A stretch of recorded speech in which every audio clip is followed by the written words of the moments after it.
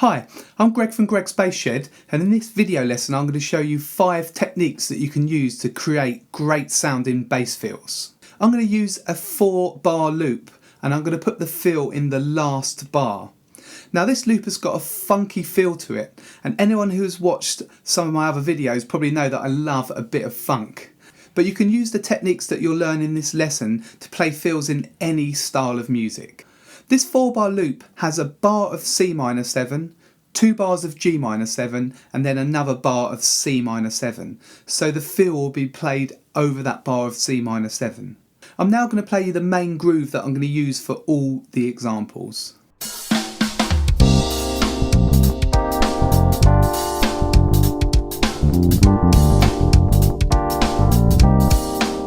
If you start that groove with your little finger on the 3rd fret of the A string on the C, you can kind of play it down here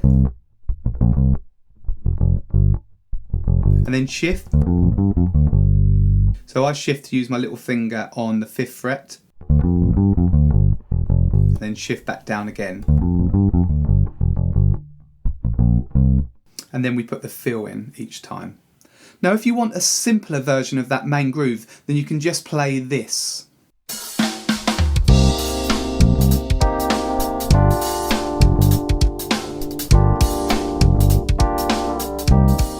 I've written both of these grooves down on a PDF along with all the fills that we're going to cover in this lesson, and that's in standard notation and tab, and you can get that by clicking the link below this video in the description. And also make sure that you subscribe by pressing the red subscribe button and click the notification bell.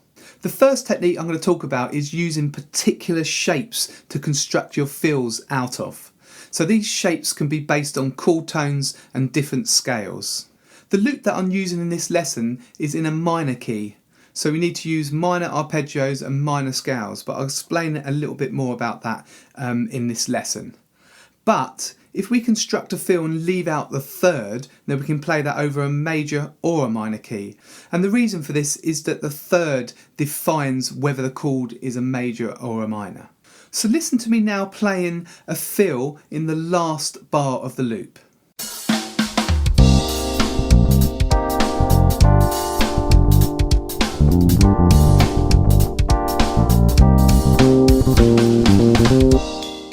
For this fill I've used the root, the 5th, the 7th and the octave, and this is from a minor dominant 7th arpeggio, and if you're not sure what this is, look at the fret diagram now.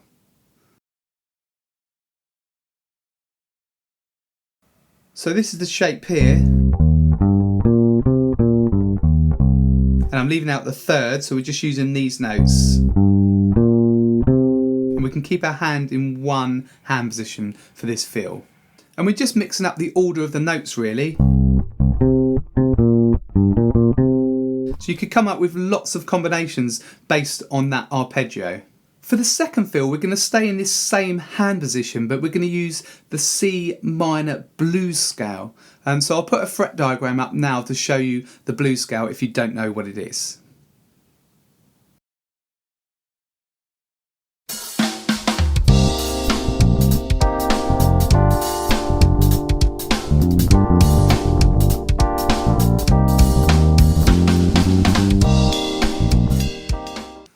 For this fill we're going to use the first 5 notes of the blues scale. So on C, okay, so if we put our first finger on C, 1, 4, and then on the D string 1, 2, 3. So we've got those notes and we're playing this rhythm. Okay. That's got exactly the same rhythm as the first riff. So this was the first riff. And this is the second riff. For the 3rd fill, we're going to use notes from the minor scale. So we're going to use the first 5 notes of C minor scale. So if we start with our first finger on C, so we stay in that hand position, we've got 1, 3, 4, 1, 3. So we've got those notes there. C, D, E flat, F and G.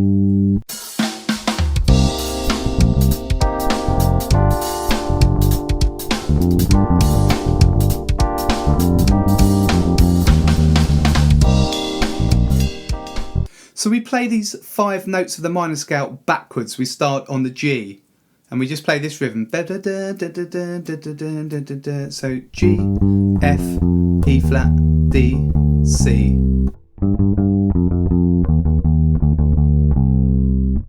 When you're starting to construct your own bass fills, you can use these shapes here, just in this one hand position. So I suggest that you learn the major and minor arpeggios, the major and minor scales, and then the major and minor blues scales. Now I've got videos explaining these scales, so have a look at those if you don't know what they are.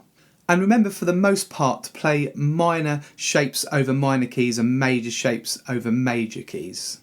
For the second technique, I'm going to show you how we can instantly make these fills sound even better. So listen to me now playing the second fill, but slightly differently.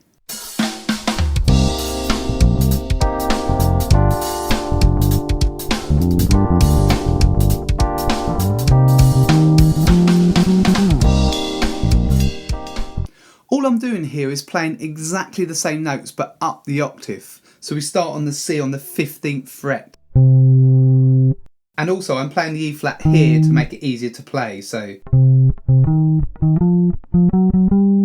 And it used to be the original position was. But they're exactly the same notes, just an octave higher. Now this is a very simple technique, but it can really help your fills to cut through the band and to sound much more melodic. This is fill number 3, but played again up the octave.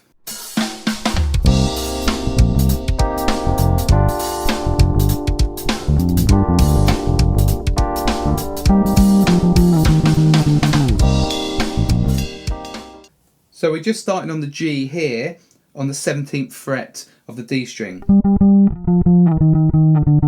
Could play it here as well. But I kind of like the more mellow sound that you've got on the D string.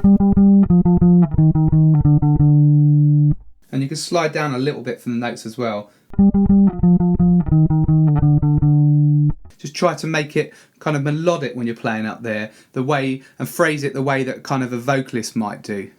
Playing a fill up the octave is a great technique to remember, and this leads on to our third technique, which is sliding up. So you can slide up to the fill when you play it. So listen to me playing this fill now. I've got a slide in there and I've got a sort of vibrato slide shake type of technique.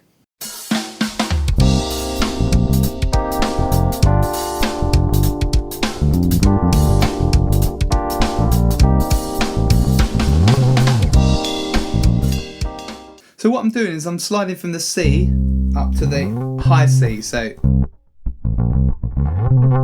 and then back down again. You have to kind of play it really fast for it to sound effective, and it really cuts through the sound of the band and adds some intensity. And you can also use it to have a rhythmic feel, so you can slide on the last beat of the bar and then shake and then down again to the first beat of the next bar. So. And it really emphasises beat 1 again. If you want to check these slides out on a recording, then I suggest you listen to Nate Watts, and he's Stevie Wonder's bass player, and he plays these all the time. It's a sort of signature of his to play these kind of shakes with the slides. So if you listen to, say, I Wish for Stevie Wonder, for example, and you'll hear these slides there, they're really great. And then practice them yourself and just experiment using different fingers and see what sounds the best and what works for you. We'll move on now to technique number 4, and this is to add rhythmic ideas to your fills to make them more interesting. So listen to this fill now on the 4th bar.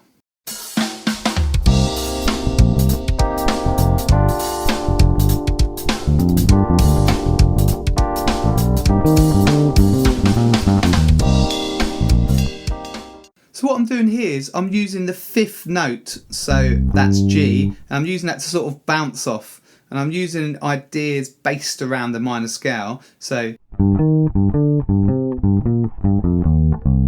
these are sort of groups of 3. And they cut across the bar and they fit really nicely against that funk groove. So that just adds some rhythmic interest. So start with your first finger on G, the 5th fret of the D string, and then you've got this minor shape here. So on the top string, 1, 3 and 4. drop down here to your third finger on G. So again, you've got that minor shape.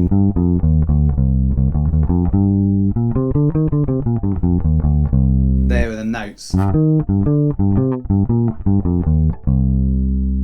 For this next fill, I've used some of the rhythm from the drum fill and I've kind of played off of that. Now obviously we've got one loop, so the drum feels exactly the same each time, but when you're playing in a live situation, the drum's going to be doing different fills, so try and catch some of his rhythmic ideas. So have a listen to that now.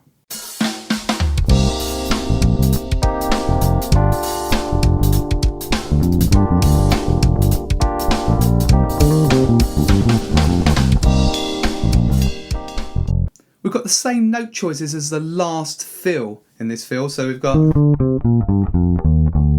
those notes there, and we're playing on one hand to start with, so off the beat. So 1, boo boo doo boo doo boo doo boo doo. Okay, so that we play that first set of notes, and then we've got on the beat 3, 4. So 1. So there's a really tricky rhythm there, and we've got this kind of hammer on and pull off. So hammer on, pull off. So 1. So that's probably the most tricky out of all the fills here. So have a little play around with that, but don't worry if that's a bit too technical for you. The last technique I'm going to talk about is how you can work off the vocal melody. You can sort of do a question and answer. If they sing a phrase, you can kind of answer it. Now it's a bit tricky to demonstrate that in this video because we haven't got any vocals, but really just think about playing in the gaps. You could do a feel like just playing a short riff there.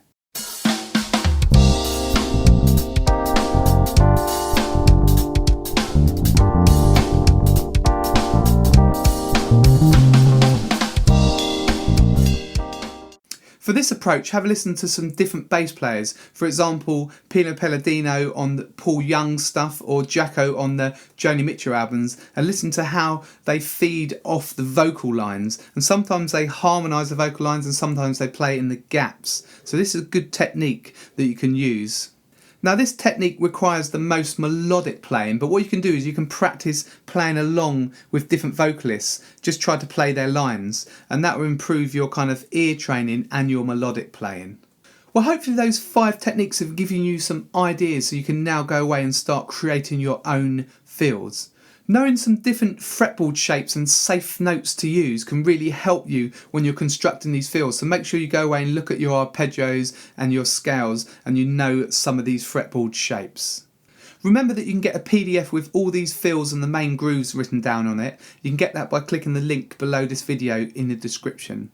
Also make sure that you subscribe and click the bell and you'll get notified of all my new lessons as they're released. If you did find this lesson useful, can you please like and share it and leave a comment below, and I always look and answer those comments.